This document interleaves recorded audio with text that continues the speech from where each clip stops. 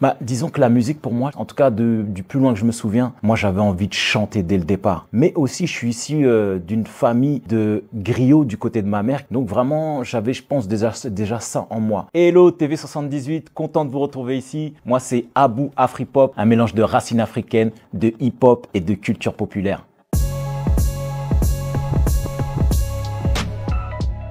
Un peuple une fois démocratie. Moi, je suis né au Mali, donc à Bamako. J'arrive en France 2 ans et demi, 3 ans après ma naissance. Et donc, je grandis en tant qu'adolescent. Mais comme je vous disais, j'avais vraiment envie de chanter. Quand on est un jeune issu des banlieues à l'époque, ce qu'il y avait en bas du bâtiment, c'était le rap. Donc tout de suite, on a fait nos premières armes avec le rap, avec les copains. On se chamaillait, on essayait justement de se challenger par rapport à ça. Mais bien rapidement, je me suis aussi aperçu que c'était pas la manière avec laquelle j'avais envie de m'exprimer artistiquement parlant. J'étais vraiment tout le temps en recherche, moi, de m'identifier mon propre univers. Je voulais essayer de démontrer, ou en tout cas de montrer ce qui bouillonnait en moi et ce que j'étais. À contre-cœur, je quitte ma patrie. Comme nombreux Africains, je fuis la misère et ses cris. Vivant au jour le jour, je lutte sans cesse pour éviter mon retour. Donc pour la petite anecdote, moi j'étais dans un centre d'appel, là, donc je dois avoir dans la 18aine d'années, la vingtaine. Et je réfléchis, donc je m'imagine justement en train de me faire interviewer. Et je dis donc voilà Abou, c'est quoi ta musique que tu voudrais faire? Moi je viens d'Afrique. Alors j'écris Afrique. Ce que j'aime comme musique, la mouvance dans laquelle je suis, alors j'écris hip-hop. Ta musique, c'est quoi? Elle va s'adresser à qui? Je voulais être un haut-parleur du peuple. Donc j'écris populaire. Afrique, hip-hop, populaire.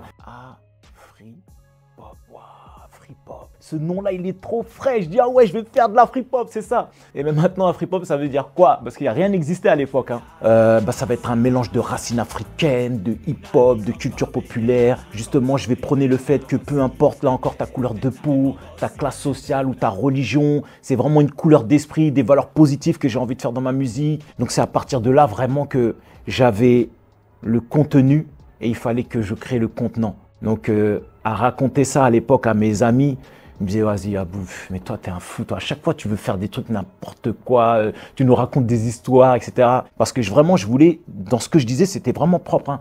Je veux créer un nouveau genre musical, ça va s'appeler Afripop. À chaque fois que je faisais un morceau, je me disais mais c'est incroyable.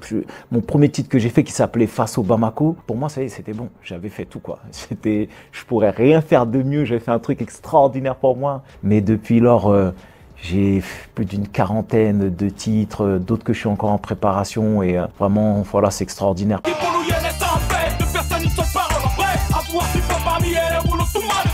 Moi, je me considère aujourd'hui comme un artiste entrepreneur, donc à savoir que je suis auteur, compositeur, interprète, producteur indépendant. Je suis également éditeur, mais à côté de ça, j'ai aussi ma société donc de production Home 13 Productions. Donc j'ai essayé d'apprendre le plus grand panel possible des compétences dans ce domaine, mais je l'ai fait surtout à l'époque.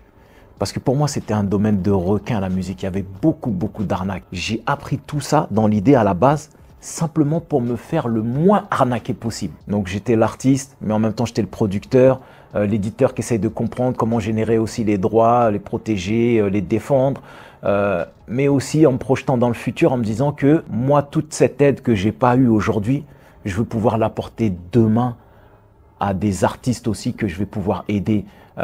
Et vraiment, pour moi, c'est dans l'idée d'aider des artistes africains ou en tout cas des personnes qui ont vraiment un cœur, pour ne pas dire africain, mais avec beaucoup d'humanité dedans. C'est vrai que, comme je le dis souvent, quand on est artiste ou quand on a la fibre artistique, c'est pas seulement être chanteur. En vérité, la plupart du temps, les gens ont plusieurs cordes à leur arc. Donc moi-même, j'adore la peinture. Je suis dans l'écriture aussi d'un bouquin que je prépare pour le futur. Je suis dans la mode aussi avec mes vêtements que j'essaie de développer. J'ai beaucoup d'idées en tout cas que j'essaie de faire. Avant, j'étais aussi dans l'improvisation théâtrale. Et mon petit frère, Issa Doumbia, waouh! Et là, lui, il a atteint un niveau extraordinaire justement dans ce domaine-là.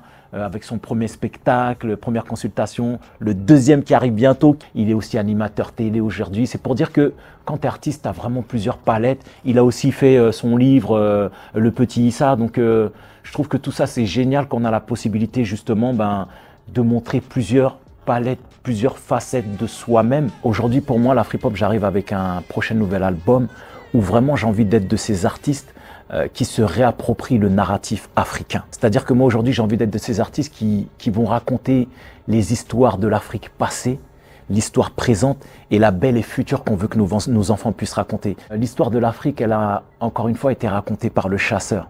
Et aujourd'hui, nous, on est ces lions justement qui veulent revenir et raconter la vraie histoire telle qu'elle a été vécue. Je vous prépare un album où dedans, il y aura beaucoup de fierté, il y aura beaucoup d'amour, il y aura beaucoup d'histoires, de découvertes de l'Afrique pour certains. Il y aura beaucoup d'authenticité en fait, je pense, comme dans cette belle émission.